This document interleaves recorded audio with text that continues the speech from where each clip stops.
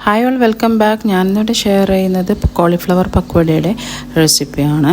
അപ്പോൾ വളരെ സിമ്പിളായിട്ട് ഉണ്ടാക്കാൻ പറ്റിയ ഈവനിങ് സ്നാക്സ് ആയിട്ടൊക്കെ കഴിക്കാൻ പറ്റിയ റെസിപ്പിയാണിത്. അപ്പോൾ നമ്മൾ ഇതിനു വേണ്ടി കോളിഫ്ലവർ ഹാഫ് എടുത്തിട്ടുണ്ട്. എന്നിട്ട് അതെല്ലാം ഇതുപോലെ ഉതിർത്തിയിട്ട് കൊടുക്കണം.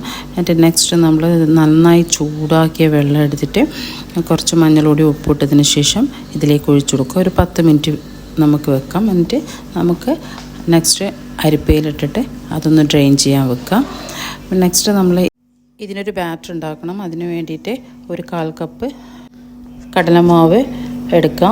പിന്നെ അതിലേക്ക് 4 ടേബിൾ സ്പൂൺ കോൺഫ്ലവറും 2 ടേബിൾ സ്പൂൺ അരിപ്പൊടിയും 1 ടേബിൾ സ്പൂൺ മുളക് പൊടിയും 1/4 ടീസ്പൂൺ മഞ്ഞൾപ്പൊടിയും ഒരു നുള്ള് ഗരം മസാലപ്പൊടിയും പിന്നെ ഒരു പിഞ്ച് കായപ്പൊടി ഇട്ട് കൊടുക്കുക. ആവശ്യത്തിനുള്ള ഉപ്പും ജിഞ്ചർ ഗാർലിക് പേസ്റ്റും ഇട്ടിട്ട് ഇതിനെ ഒരു കുറച്ച് അധികം ലൂസും അല്ല അധികം തിക്കും അല്ലാത്ത രീതിയിൽ ഒരു ബാറ്റർ ഉണ്ടാക്കിയെടുക്കുക.